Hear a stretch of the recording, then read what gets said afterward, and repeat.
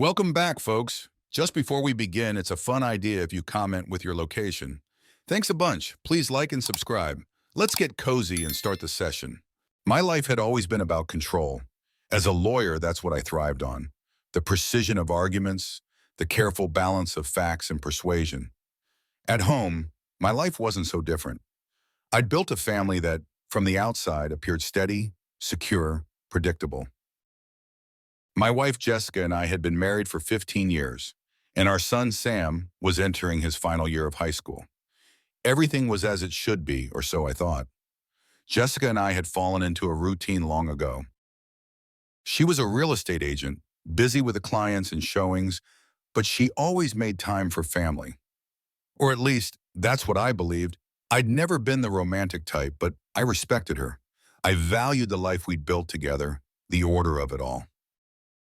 That's why when I found the text, it felt like the ground had shifted beneath me. It was a Saturday afternoon, and Jessica had left her phone on the kitchen counter while she was out. I wasn't snooping. I never had any reason to, but the screen lit up with a message, and my eyes were drawn to it. There was no name attached, just a number I didn't recognize. The message was short but intimate. Miss you already. Last night was incredible. My stomach dropped. I stood there for a moment, frozen, staring at the screen, trying to process the words. They were casual, almost affectionate, but in a way I hadn't seen from her in years. I told myself to breathe, to think. My first instinct was to confront her, to demand an explanation. But no, I wasn't going to give her that satisfaction. If this was what I suspected it was, then I needed to know more. I wasn't going to let my emotions drive me into a rash confrontation. I had learned long ago that power comes from information, from control, and control is what I would hold on to. Over the next few days, I started paying closer attention. Things I hadn't noticed before began to stand out. The late-night work calls that never used to bother me now seemed suspect. The sudden need to be out of the house more often, always with the excuse of work. I knew the real estate business could be unpredictable, but something didn't sit right with me now. It was in the little details. Her coming home late, a lingering scent of cologne that wasn't mine, the occasional cryptic smile when she checked her phone. The more I observed, the clearer it became. Jessica was having an affair. The knowledge didn't crush me the way I thought it might. It didn't reduce me to a quivering mess of emotions. Instead, it triggered something cold and calculating inside me. I didn't care about the reasons why she had strayed. The only thing that mattered now was that she had betrayed me. She had turned my life, our life, into a lie. But I wouldn't be the victim here. No, I wasn't going to confront her in some melodramatic scene. I wasn't going to beg for answers or cry for her apologies. That was what she would expect, what anyone in my situation would probably do. I was different. I had always prided myself on my ability to think 2 steps ahead, to see the bigger picture, and this situation was no different. I would dismantle her. Piece by piece, I would unravel her world until there was nothing left but ruin. Not just her, though, him too, whoever he was. He would pay just as dearly for intruding on what was mine, but my revenge wouldn't be loud. It wouldn't be messy. It would be quiet, meticulous. And by the time she realized what was happening, it would already be too late. The first thing I did was gather more evidence. If I was going to do this right, I needed to be sure. I started tracking her phone using an app I'd quietly installed one evening while she was in the shower. I followed her movements, her messages, her calls. I became a ghost in her life, watching from the shadows, invisible but always present. The more I learned, the angrier I became, but I kept that anger and buried deep. The signs were all there, meetings with a man named Robert, a colleague from her office, and the affair wasn't recent. It had been going on for months, maybe even longer. Each piece of information I gathered solidified my resolve. There was no going back from this. I wasn't the kind of man to let something like this slide. I wasn't weak. I could see now that Sam had sensed something was off too. He had become distant, quiet. I watched him carefully. He was hiding something, but I wasn't sure what yet. That would come later. For now, my focus was on Jessica, on laying the groundwork for her downfall. The first step had to be small, calculated, precise. If I rushed, if I let myself get sloppy, it would all fall apart before it even began. And that wasn't going to happen. I wasn't going to give Jessica or her lover any room to recover once the plan was in motion. The key was subtlety. Her job became the first target. Jessica worked in real estate, where reputation was everything. I didn't need to destroy her career overnight. That would be too obvious. Instead, I began by planting a few rumors through an anonymous email account, hinting at a potential conflict of interest between her and one of her senior colleagues. I crafted the messages carefully, enough to make people raise their eyebrows, to make them question whether she was getting special treatment for reasons beyond professionalism. It didn't take long before the gossip started to spread. Small, insignificant at first, just a few murmurs in the office. But the nature of rumors is that they don't need to be true to have an impact. It was a simple whisper, but it was enough to plant a seed of distrust. At the same time, I began paying more attention to Sam. Something had been off with him for a while, a distance I hadn't fully noticed until now. He'd been quieter than usual, more withdrawn. Teenagers are hard to read at the best of times, but Sam's behavior wasn't just adolescent moodiness. It was something more. He knew. I was sure of it now. He knew about the affair, and he was protecting her. He had chosen her side. That was the hardest part to swallow. My son, my own flesh and blood, covering for the woman who was betraying our family. It stung, but I kept my anger in check. I would deal with him in time. For now, I needed to focus on her. The next move was more intricate. I had a mechanic friend who owed me a favor, someone who could create a little disruption without anyone realizing. I had Jessica's car break down on the way to a critical client meeting. Something subtle, an electrical problem that would delay her long enough to make her late, but not enough to raise suspicion. She had no idea I was behind it, of course. To her, it was just another inconvenience in a day already filled with mounting stress. The pressure was beginning to show. When she got home that night, she was irritable, snapping at Sam over something trivial. I watched her closely, staying silent, letting her frustrations spill out. She was unraveling, bit by bit, and I was the one pulling the strings. But the truly satisfying part came when Robert, her lover, started to feel the strain. I hadn't intended for this to happen so soon, but sometimes the best rewards come from unexpected turns. I had been keeping an eye on him, learning everything I could about his life. It didn't take much to figure out that his own marriage was already fragile. His wife, Claire, was smart and intuitive, and she'd been suspicious of him for months. I decided to help her along. A simple, anonymous letter sent from a burner email with just enough information to confirm her suspicions. I made sure to include a few details, times, places, enough to make her dig deeper on her own. I didn't have to expose everything. I just gave her a nudge in the right direction. And once she started digging, she found more than she'd bargained for. Within days, Robert's life was as disrupted as Jessica's. He started pulling back from her, too nervous and paranoid about his own collapsing marriage to maintain their affair with the same intensity. Jessica noticed the change, of course. She became more erratic, more clingy, and in her desperation to keep him close, she made mistakes. One evening, she came home late again, exhausted and tense. I could tell she was nearing her breaking point, but I wasn't done yet. No, this was just the beginning. Her workplace had become a cold battlefield. The rumors I'd started were growing legs, fueled by her increasing stress and mistakes at work. She started missing details in contracts, small errors that added up over time. Her colleagues, who once admired her professionalism, now viewed her with suspicion. I watched as she tried to maintain her composure, putting on that same confident face I once admired. But it was cracking. The day she lost an important client was the first major fracture. I had arranged for one of her competitors to receive a key piece of information about a property deal. Nothing too obvious, just a slip-up that made Jessica look incompetent.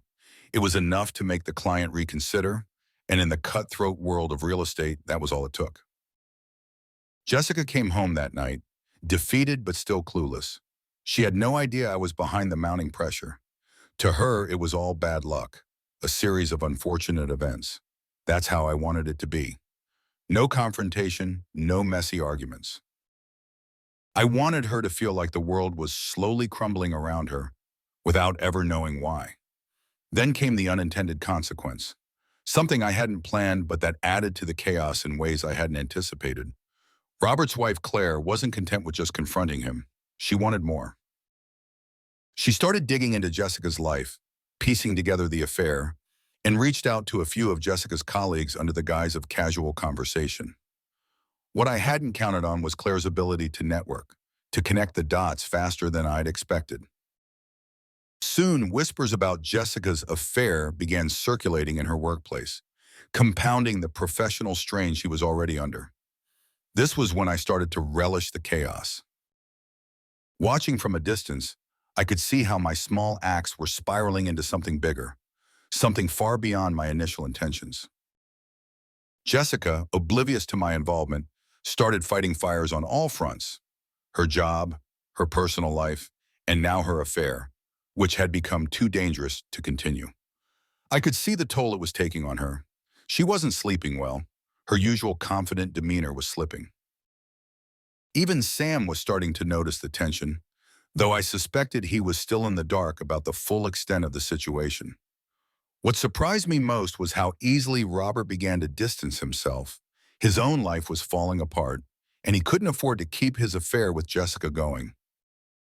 They met less frequently, their once intimate conversations now strained and awkward. I knew this because I was still tracking her phone, still reading every word they exchanged. Robert was pulling away, and Jessica, desperate to hold on to him, only made things worse by becoming more demanding, more needy. It was working, all of it, but there was more to come. This was only the beginning, and I knew that the next phase would be even more satisfying. Watching her world fall apart was only the first step. I still had to confront the other betrayal, the one that hurt more than any affair. Sam. He had known, and he had chosen to stay silent. He had picked his side, and for that there would be consequences, but not yet. First, I had to finish what I'd started with Jessica, and with each passing day, with each new crack in her life, I could feel the inevitable collapse drawing nearer. I knew I had to continue dismantling her life in a way that left no room for recovery.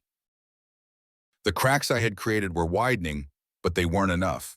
Her workplace had become hostile, cold glances, whispered conversations that stopped the moment she entered the room. But it wasn't the destruction I needed. That was still coming. The next step was to sever her ties to her career completely. A career in real estate is built on reputation and trust, two things I was steadily eroding.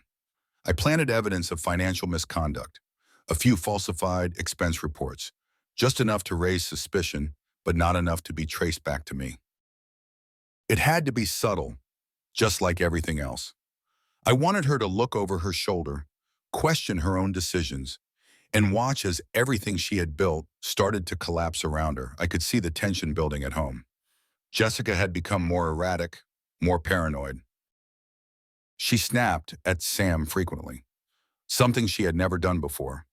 Our once predictable household now felt like a bomb ticking down, and I was the only one who knew when it would go off. I played my role perfectly, calm, supportive, the dutiful husband. In the evenings, I listened to her complaints about work, about the rumors swirling around her. I offered sympathetic nods, hiding the satisfaction I felt. As I escalated my attacks on her professional life, her personal life continued to crumble. Robert, her lover, was withdrawing from her quickly. I had seen to that by feeling the insecurities of his wife, Claire. Jessica's increasing desperation to hold on to him only served to push him further away. I could see the strain in the texts they exchanged. Robert had once been her escape from the stresses of life, the source of her excitement and passion. Now he was just another part of her growing chaos. One evening, she came home from work late again. Her eyes were red, her face drawn tight with stress. She barely spoke, walking past me without a word and straight into the bathroom. I heard the lock click behind her, followed by the muffled sound of sobbing. It should have made me feel something: empathy, regret, perhaps a moment of doubt, but all I felt was the tightening grip of my own resolve. This was what she deserved: The betrayal she had inflicted on me, on our family, couldn't be undone, but I could make sure she paid for it. I escalated further, deepening the turmoil at work. I made sure that the financial misconduct allegations reached the right people: her boss, the HR department, anyone who could influence her future at the firm. At the same time, I began planning rumors about an inappropriate relationship with a client, a high-profile figure she had worked with recently. The beauty of these small manipulations was that they weren't entirely untrue. They were based on fragments of real events. All it took was a twist here, an exaggeration there, and suddenly the narrative was out of her control. Her life at work was falling apart faster than even I had anticipated. She became increasingly paranoid, convinced that someone was targeting her. She began staying later at the office, trying to fix the mounting mistakes she hadn't even realized I had orchestrated. Every attempt she made to regain control only served to deepen her mistakes. Her confidence, once unshakable, was crumbling before my eyes. At home, things were deteriorating in other ways. Sam, who had once been a distant observer, was becoming more involved, but not in the way I had expected. He wasn't just covering for her anymore. He was actively taking her side. The quiet tension between us turned into something more confrontational. I noticed him watching me almost with suspicion, as if he sensed there was more going on than he understood. He was still a boy, naive in his loyalty, but I could see the distance between us growing, and I knew it would become a problem soon enough. But I wasn't finished with Jessica yet. Robert's withdrawal had left her desperate. Their affair, once an exciting secret, had turned into a source of tension and insecurity for her. She reached out to him more often, seeking comfort, but Robert was slipping away, more concerned with salvaging his own marriage than maintaining their affair. I had planted enough seeds of doubt in Claire's mind to ensure that Robert's attention was divided. He was too busy putting out fires at home to keep feeding Jessica's delusions of a future with him. It was around this time that something unexpected happened, something that shifted the balance of control I had so meticulously maintained. Sam came to me one evening, uncharacteristically serious. We were sitting in the living room, the hum of the television in the background, though neither of us was really watching it. He hesitated for a moment, then said, "Dad, we need to talk." I turned to face him, careful to keep my expression neutral. "What is it, Sam?" He looked at me, his eyes searching mine for something I couldn't quite place. "I know about Mom," he said quietly. "I know about Robert." For a moment, I said nothing. I had suspected he knew, but hearing it from him felt like a shift in the air between us. "What do you mean you know?" I asked, my voice carefully measured. "I've seen the texts," he admitted, looking down at his hands. "I've known for a while." My heart pounded in my chest, but I kept my face impassive. "And you haven't said anything?" "Well, I don't know," he muttered. I guess I didn't want to make things worse. I thought, maybe they'd stop. "And now?" I asked, my voice low and steady. "Now that you know, they haven't?" He looked up at me, his expression conflicted. "What are we going to do, Dad?" "We," he had said, "we." He didn't know it, but in that moment, Sam had chosen a side. The wrong one. I took a breath, keeping my response measured. "There's nothing we can do, Sam. This is something your mother and I have to handle." He frowned. "But you're not handling it. You're just pretending everything's fine." I let his words hang in the air for a moment before responding. "I'm aware of what's going on," I said finally, "but this isn't something you should get involved in." Sam's jaw tightened, and I could see the frustration building in him. He was too young, too naive to understand the complexity of the situation. He thought this was something that could be fixed with confrontation, with honesty. He didn't understand the depth of what his mother had done, and more importantly, he didn't understand what I was willing to do to set things right. But Sam was becoming a problem, and I knew I had to address it sooner rather than later.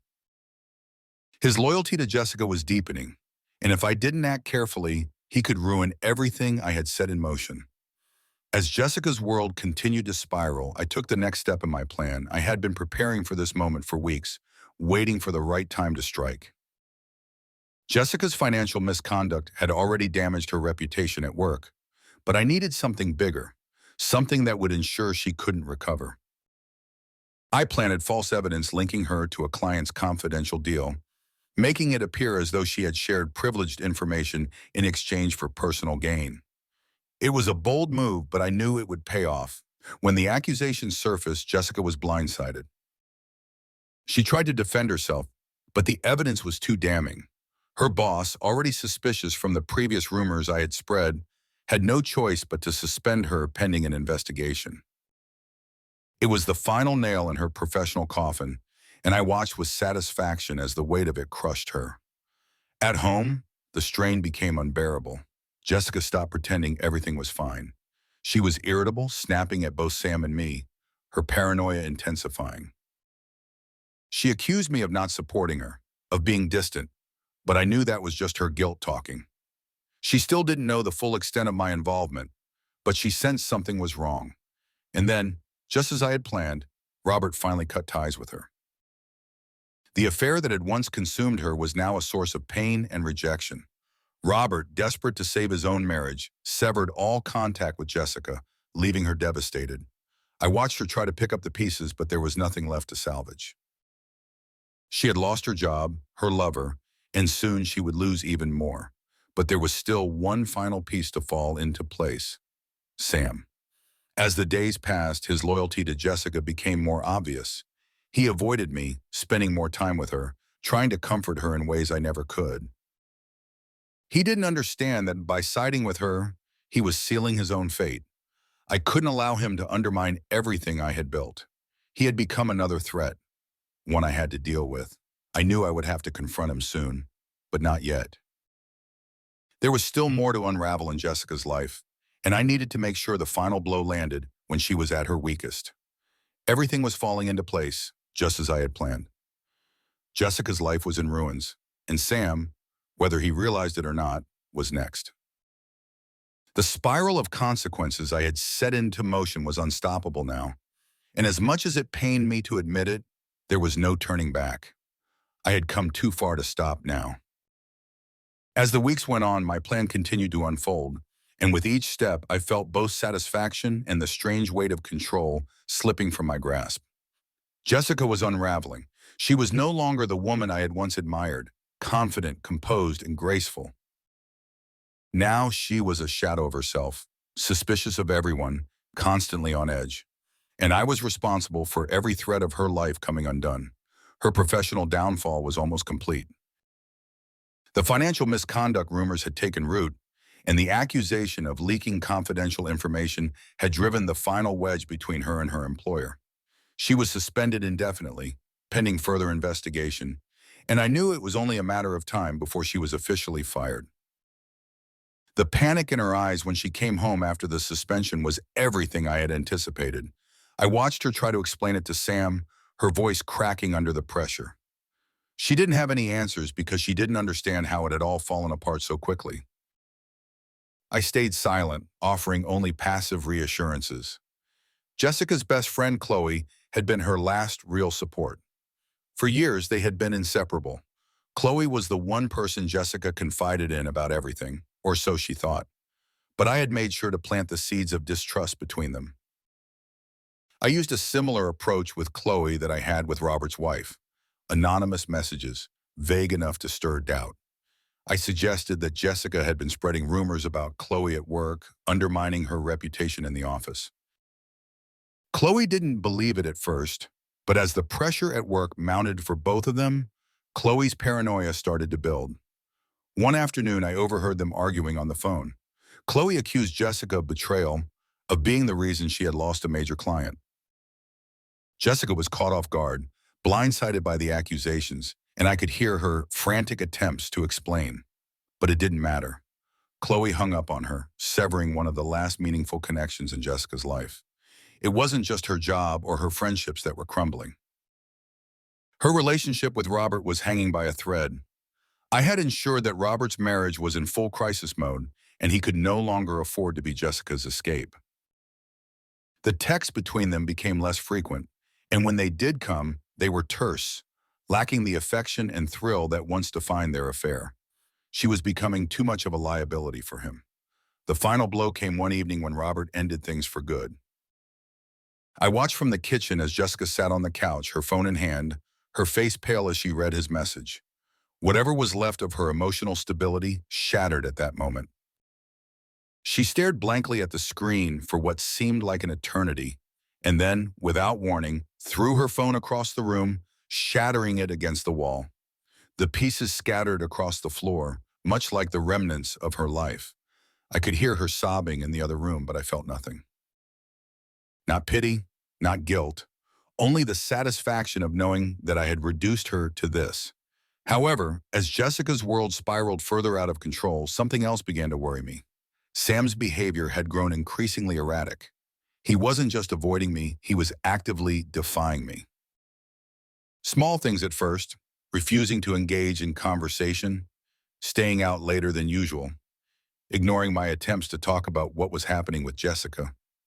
But I could see the anger simmering beneath the surface, and I knew it was only a matter of time before it boiled over.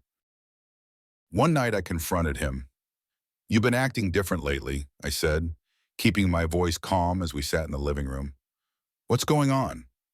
Sam didn't look at me. He stared at the floor, his jaw clenched.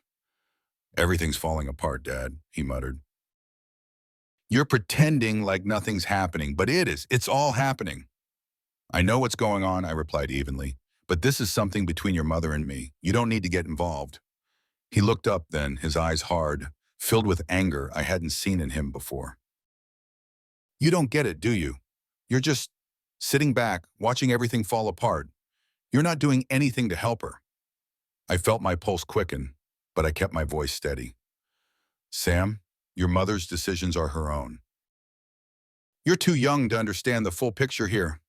"Stop treating me like a kid," he snapped, standing up abruptly. "I know about the affair. I've known for a while. And I've been watching you too, Dad. You think you're so calm, but I can see it. You're doing something. I don't know what, but I know you're not innocent in this." I stood up as well, keeping my tone measured. "You don't know what you're talking about." "Don't I?" He shot back. "Mom's a wreck, and you don't seem to care. You just keep acting like it's her fault. Like you're the victim in all this." "I am the victim," I replied coldly, stepping toward him. "Your mother has destroyed this family, not me." "You're just letting her fall apart," he whispered, his voice trembling with anger. "You're just watching her suffer." I realized then that Sam wasn't going to let this go. He had chosen his side, and it wasn't mine. He saw me as the villain, as someone who had abandoned his mother in her time of need. He had no idea that I had orchestrated every piece of her downfall, and he never would. But his loyalty to her was dangerous, and it could undo everything I had worked for. That night, I made the decision to remove him from my life as well. Sam was still young, impressionable, but he had made his choice. He was defending Jessica, covering for her, even as her life fell apart. I couldn't allow him to become an obstacle in my plan. He was too close to figuring out the truth, too angry to be reasoned with. I needed to ensure that he wouldn't interfere any further. The next day, I contacted our family lawyer and had Sam written out of my will. It was a cold final act, but it was necessary. If he was going to side with his mother, he would face the consequences. I didn't plan on confronting him about it. He would find out in time. And when he did, he would understand that loyalty to Jessica came with a cost. As I finalized the paperwork, I couldn't shake the feeling that something was slipping out of my control. Sam was a loose end I hadn't anticipated, and his growing anger was a risk I hadn't accounted for. But I reassured myself that I had done what needed to be done. Jessica's life was in ruins, and Sam was no longer a threat to my plan. The spiral was tightening, and there was no going back now. Jessica had reached the point of no return. Her friends had abandoned her job was gone, and her affair with Robert was over. She spent most days in a daze, barely functioning. I would catch her staring blankly at the television, her eyes red from crying, but she never spoke about what was happening. She was too broken, too lost to fight back. One evening she tried to confront me. "Daniel," she said quietly, her voice hoarse from disuse. "I don't know what's going on, but I feel like everything's collapsing around me. I need help. I need you." I looked at her, And for the first time in weeks, I felt a flicker of something, maybe pity, maybe regret, but it quickly vanished. I had come too far to turn back now. I couldn't let her manipulate me with her tears, not after everything she had done. "I can't help you, Jessica," I said, my voice steady. "This is all because of the choices you made." Her eyes filled with tears and she shook her head, her hands trembling. "I know I made mistakes, but it can't just be that. There's more to this. I feel like someone's sabotaging me." I didn't respond. I let her words hang in the air, letting her grapple with the paranoia that had taken hold of her. "I feel like I'm losing my mind," she whispered. "Everyone's gone. Robert's gone. Chloe's gone. I don't have anyone left. Not even Sam." Her mention of Sam sent a chill through me. He had been avoiding me more than ever, and I knew that soon there would be a reckoning between us. But I couldn't let that happen. Not yet. "Jessica," I said softly, "maybe you're just seeing things that aren't there. Maybe this is all in your head." She stared at me, her eyes wide with disbelief. "In my head? No, Daniel, something is wrong. I know it." But I stood firm, and eventually she stopped speaking. She walked away, retreating into her own misery, and I watched her go, feeling the weight of what I had done. The spiral was almost complete. There was only one final move left to make, one last act that would ensure Jessica would never recover and that Sam would never betray me again. I had to finish what I started, and this time there would be no going back.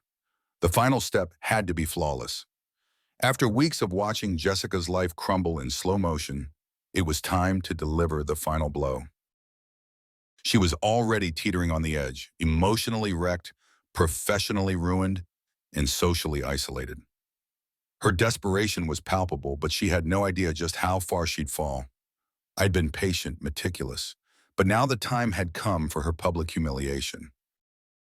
It was the only thing left to take from her dignity. I spent days preparing. The explicit messages between her and Robert were still on her old phone, even though she had broken it.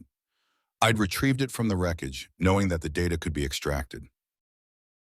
It wasn't difficult to recover the texts, thanks to a contact I'd cultivated years ago in the world of tech forensics. The messages between them, full of intimacy and betrayal, were perfect. All it took was a carefully timed release. The plan was simple. Leak the messages to the people who would cause the most damage: her friends, her former colleagues, and even some of our mutual acquaintances who had long respected Jessica. It was a small town, and gossip spread like wildfire here. Jessica's carefully constructed social image was about to implode. I timed the release for maximum impact, targeting a local charity event that many of her former work colleagues and friends would be attending. It was the kind of place where appearances mattered most, and the fallout would be public, vicious, and irreversible. An email, composed to look like it came from an anonymous source, would deliver the explicit messages directly to the phones of every attendee. The night of the event, I sat in my car a few blocks away, waiting. I had already sent the email, programmed to land just as the event reached its peak. It was a strange feeling sitting there knowing that the storm I had created was about to hit. I wasn't nervous. No, this was what I had been working toward. I had won. At precisely 8:30 p.m., the messages were delivered. I imagined the scene unfolding in the banquet hall, the sudden gasp from one person's phone, the shared glances as others realized what they were reading. Soon the room would be buzzing with whispers, the air thick with scandal. It didn't take long for the phone calls to start. The first was from Jessica herself. I didn't answer. Then came a flood of texts, angry, pleading, confused. I didn't respond. She would know soon enough. My presence wasn't required. I imagined her at home, frantically trying to contain a situation that was far beyond her control, and I felt nothing but satisfaction. By midnight, the damage was done. The fallout from the messages was already making waves in our small town. Her former friends, those she had leaned on during better days, now had the proof of her affair, and they would waste no time in turning their backs on her. The charitable, respectable Jessica was no more. When I returned home, the house was dark and quiet. I found Jessica sitting in the kitchen, her face illuminated by the faint light of her phone. The look in her eyes when she saw me was one of pure devastation. She knew I had done it, though she had no proof. She knew. "How could you?" she whispered, her voice hoarse, broken. I stood in the doorway, my arms crossed, watching her. "How could I?" I repeated, my voice calm. "How could you, Jessica? After everything you've done." Tears spilled down her cheeks, but they had no effect on me. I had hardened myself against her pleas long ago. "I know I hurt you," she said. "But this, you've destroyed me." I didn't respond. I didn't need to. She was already destroyed and she knew it. There was no point in rubbing salt in the wound. She stood up, her movements slow and stiff. "You've ruined everything," she said, her voice barely above a whisper. "My job, my friends, Sam." I felt a surge of anger at the mention of Sam. She had no right to bring him into this. He was her collateral damage, the result of her selfishness. And yet, I knew I had played my part in driving the wedge between us. "I did what needed to be done," I said, my voice cold and final. She stared at me for a long moment as if searching for something, some trace of the man I used to be, the man who had once loved her. But that man was long gone, and all that was left was the wreckage she had caused. "I don't even know who you are anymore," she whispered, her voice trembling. "That's because you never really knew me," I replied, turning away from her and walking up the stairs, leaving her alone in the dark. The next day, I found myself standing in front of Sam's door. It had been days since we'd spoken, since the tension between us had reached its breaking point. I knocked once, twice, and then entered without waiting for his response. He was sitting on his bed, his arms crossed, staring out the window. The air between us was thick with unspoken words. "You know what's going on," I said, closing the door behind me. He didn't look at me. "Yeah," he muttered. "I know." I sat down across from him, keeping my distance. "What do you want to do about it?" Sam finally turned to face me, his expression a mix of anger and confusion. "I want you to stop," he said. "I want you to fix this." "There's nothing to fix," I replied, my voice steady. "Your mother made her choices. This is the result." "You could have stopped it," he snapped. "You could have helped her instead of whatever this is." I shook my head. "You don't understand. You don't know the full extent of what she's done. She destroyed this family the moment she chose to betray me." "She didn't destroy anything," Sam shouted, standing up abruptly. "You did. You let it happen. You're just as guilty as she is." His words hit me harder than I expected. I had anticipated his anger, his frustration, but I hadn't prepared myself for the depth of his accusation. He wasn't just blaming Jessica anymore. He was blaming me too. "You're too young to understand," I said, trying to keep my voice calm. "This is between your mother and me." "No, it's not," he shouted, his voice trembling. "It's about all of us. You let it happen, Dad. You let everything fall apart. And now you're just standing there, acting like it's all her fault." I stood up, feeling the tension in my chest. She betrayed me. What else was I supposed to do? Sit back and let her get away with it? "You could have been better than her," Sam said quietly. "You could have been the one to save this family. But you didn't. You just, you just wanted revenge." His words echoed in the room, and for a moment, I didn't know how to respond. I had been so focused on destroying Jessica that I hadn't realized how much I had destroyed in the process. Sam was right. I had let everything fall apart, and now there was no way to fix it. "You don't understand," I said finally, my voice hollow. "No," Sam replied, his voice full of quiet anger. "I don't think you understand." He pushed past me and walked out of the room, leaving me standing there alone. The following days were a blur of silence and tension. Sam had all but cut me out of his life, spending most of his time at school or with friends, avoiding me at every turn. Jessica, on the other hand, was barely present. She moved through the house like a ghost, her eyes empty, her spirit broken. The humiliation from the charity event had left her with nothing. I had taken it all. But something was wrong. Instead of the satisfaction I had expected, I felt an emptiness gnawing at me. I had won. I had accomplished everything I set out to do. Jessica was destroyed, her life in ruins, and yet there was no sense of victory. Only the cold realization that I had nothing left, not even my son.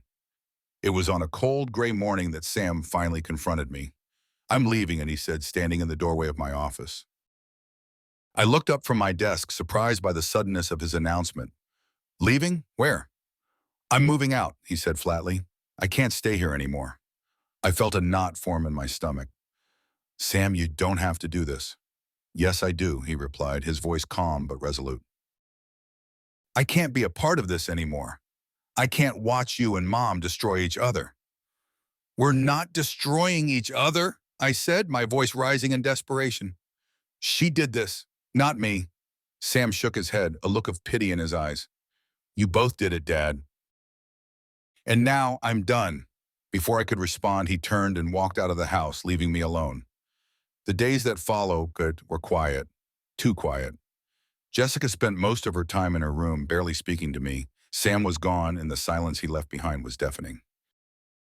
The house, once filled with the noise and chaos of family life, now felt like a hollow shell. I had won. I had destroyed Jessica's life, just as I had planned, but the cost had been greater than I had anticipated. In my pursuit of revenge, I had lost everything: my son, my family, and even myself. As I sat in my empty house, the weight of what I had done finally settled over me. I had set out to punish Jessica, to make her pay for her betrayal, but in the end, I had only destroyed myself. I had achieved my goal, but at what cost? As I sat in my now empty office, the weight of everything I had done settled in. The spiral I'd so carefully orchestrated had run its course. Jessica's life was in shambles, just as I had planned. She had lost everything: her job, her friends, her lover. She was isolated, alone exactly where I had intended her to be. But something felt off. The satisfaction I had expected was fleeting. The house, once filled with tension and conflict, was now eerily quiet. Sam had left. He hadn't even said goodbye, just packed a few things and disappeared, leaving behind the angry, bitter words he had thrown at me during our last confrontation. Jessica, though still in the house, was a ghost, her presence barely noticeable as she drifted from one room to the next, lost in the ruins of her life. And me, I had achieved what I set out to do, but the emptiness gnawed at me. I couldn't shake the feeling that I had lost more than I had gained. I thought back to the day I first discovered the messages, that small crack in the illusion of our perfect marriage. The cold, calculated anger that had driven me since then was still there, but it was tempered now by a growing sense of loss. I had dismantled her life piece by piece, but in doing so, I had dismantled my own. The spiral had consumed everything. I stood up and walked through the house, listening to the silence. It was unsettling, oppressive even. The chaos I had unleashed had left a void, and now that everything had fallen apart, I was alone with the consequences. Jessica hadn't spoken to me in days, and I hadn't bothered to speak to her. We passed each other like strangers in the halls, both knowing what had happened but unwilling to acknowledge it. The humiliation she had endured at the charity event, the fallout from the leaked messages, there was no coming back from that. Her reputation was destroyed. She had become a pariah, and even though she had no proof that I was behind it, I knew she suspected. But suspicion wasn't enough. She was too broken to fight back, too shattered to even confront me. That morning, I found her sitting in the living room, staring blankly at the television, which wasn't even on.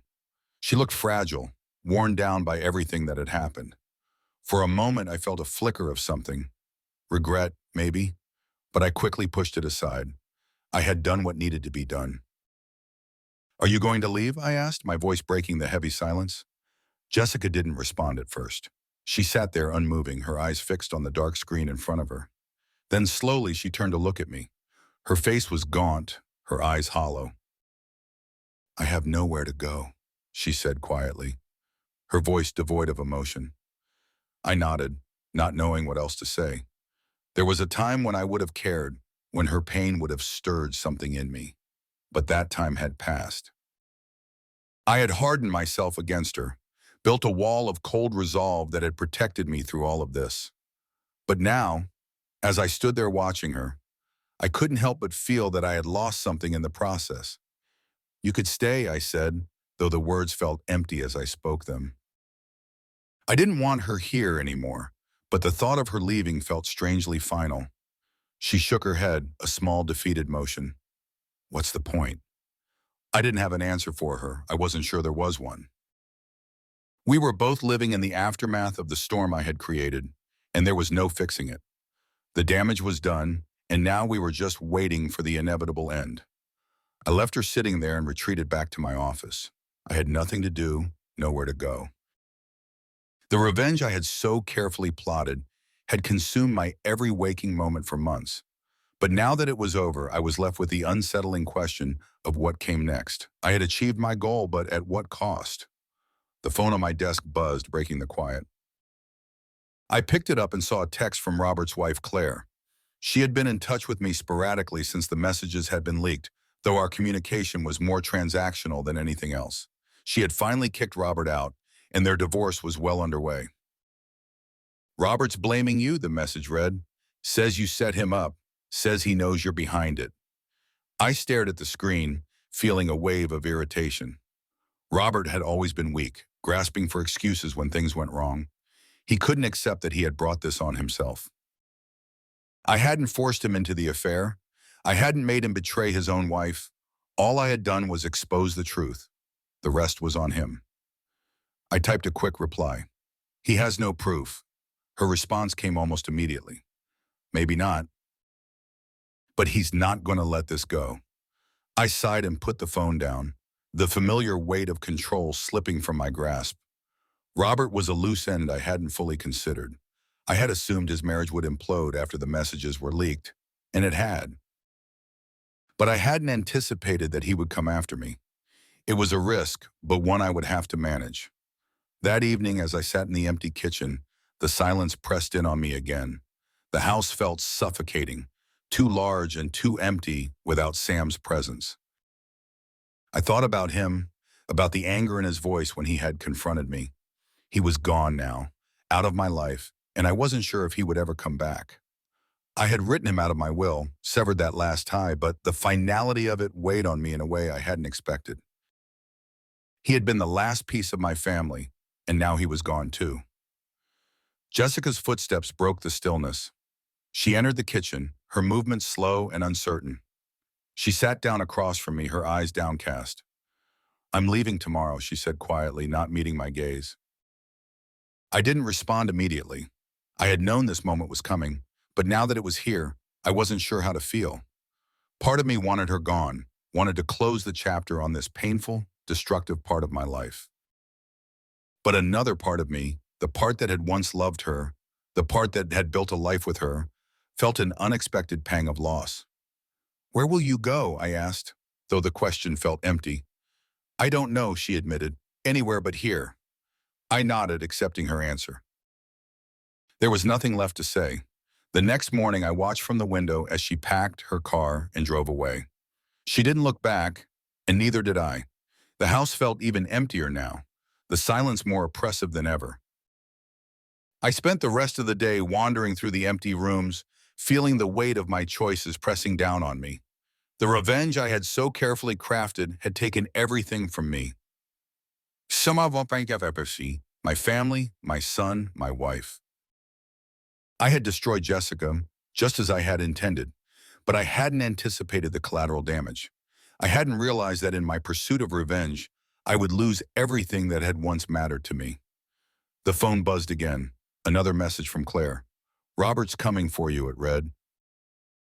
"Be careful." I stared at the message, feeling a strange sense of detachment. Let him come, I thought. Let him try. There was nothing left for him to take. I had already lost it everything. I put the phone down and walked outside, the cool evening air filling my lungs. I looked out at the quiet neighborhood, at the houses where people lived their lives, unaware of the destruction I had wrought behind closed doors. I had won. I had achieved what I set out to do, but the victory tasted hollow, like ash in my mouth. There was nothing left to fight for. nothing left to lose. And so I stood there, alone in the fading light, waiting for whatever came next. The house is quiet now, painfully so. I sit alone in the living room, the dull ticking of the wall clock filling the silence. It's strange how something as mundane as a clock can feel oppressive, each tick marking the passage of time I've lost, the choices I can't undo. I stare at the empty space where Jessica's things used to be. Her coat no longer hangs by the door. Her shoes are gone from the entryway. The kitchen counter is bare, no signs of her morning coffee mug, no lingering scent of her perfume. She's gone, and yet the weight of her absence feels heavier than her presence ever did in these last months. I had wanted her to leave, to disappear, and now that she has, the victory feels hollow. Sam hasn't called. I told myself he just needed time, but days have turned into weeks, and the silence between us stretches like an unbridgeable chasm. I hadn't expected him to leave so abruptly, hadn't fully grasped how deep the damage had gone until it was too late. He had stood by her side even knowing what she had done. In his eyes, my cold, calculated revenge made me just as guilty. I've replayed his words in my mind over and over, trying to find fault in his logic, but I can't. The truth is, he was right. I didn't just destroy Jessica, I destroyed us all. I glance at my phone, half expecting a message from him, but there's nothing. The last words we exchanged still hang in the air, words spoken in anger, words that had severed whatever fragile bond remained. I had tried to justify it all, tell myself that the revenge was necessary, that Jessica had to face the consequences of her betrayal. But now, as I sit here alone, I wonder if I've paid a higher price than she ever will. A knock at the door startles me from my thoughts. I hadn't been expecting anyone, and for a moment I hesitate. Who could it be? Another neighbor with questions about the rumors? Another friend distancing themselves from the scandal I'd orchestrated? I stand slowly, my heart pounding in the stillness, and make my way to the door. When I open it, I'm met with a face I didn't expect. Robert. He looks worn, defeated, much like I imagine I do. His eyes are tired, his posture sagging under the weight of his own ruin. I don't invite him in, but he steps forward, forcing me to move aside. "What are you doing here?" I ask, my voice sharper than intended. Robert doesn't answer right away. He walks into the living room, his gaze sweeping over the empty space before turning back to me. "I've got nothing left," he says, his voice hollow. "Claire's left me. My job's on the line. Everything is gone, and I know you're behind it." I cross my arms, leaning against the doorframe. "I didn't make you have an affair with my wife. You did that all on your own." He laughs, a bitter, humorless sound. "No, but you didn't just expose the affair, did you? You orchestrated all of this. You wanted to ruin us both." "I wanted justice," I correct, my tone cold. "Justice?" Robert shakes his head. "This wasn't justice. This was vengeance, pure and simple. You didn't just destroy Jessica, you destroyed everyone around her. And now you're alone too. What did you gain from it?" I don't respond immediately. I don't know how to. He's right. In my pursuit of vengeance, I hadn't considered the full consequences, hadn't realized how far-reaching the destruction would be. I'd thought I was in control, but the truth is, the spiral consumed us all. Robert steps closer, his eyes narrowing. "You think you're better than me? That you're somehow justified because you're the one who was betrayed? Look around, Daniel. You've got nothing left. Jessica's gone, Sam's gone, and you're standing here, alone in this empty house. Is this the life you wanted?" His words cut deeper than I want to admit, but I keep my expression neutral. "What do you want, Robert?" "I want you to own up to what you did," he snaps.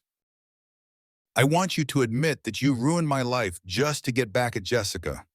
I meet his gaze, the anger simmering just below the surface. "You ruined your own life. I just made sure everyone else saw the truth." Robert steps back, shaking his head. "You're pathetic, Daniel. You've destroyed everything and everyone, and for what? So you could sit here in this empty house and feel victorious? There's nothing left for you. Nothing." He turns and walks out, slamming the door behind him. I stand there for a long time, the sound of his final words echoing in the silence. I want to tell myself that he's wrong, that I did what I had to do, that I had no choice. But the truth is harder to swallow. I walk back to the living room and sit down, the emptiness pressing in around me. The victory I had imagined feels distant now, a fleeting thing that's left only regret in its wake. I had wanted to regain control, to assert my power after being so utterly betrayed. But I hadn't counted on the cost. I hadn't anticipated the loneliness, the isolation. For the first time, I wonder if it was all worth it. I think about Sam, about the life we once had, about the man I was before all of this. That man is gone now, replaced by someone I hardly recognize, someone consumed by bitterness and vengeance. I thought revenge would free me, would give me back my sense of control, but it has done the opposite. It has trapped me in a prison of my own making. I stare out the window, watching the world move on without me. I've won. I've destroyed Jessica, and I've gotten my revenge. But as I sit here, alone in the quiet, I realize the victory has come at too high a price. The spiral has completed its course, leaving nothing in its wake but destruction. And as I stare into the distance, uncertain of what the future holds, I can't help but wonder if I'll ever be free of the consequences I set in motion.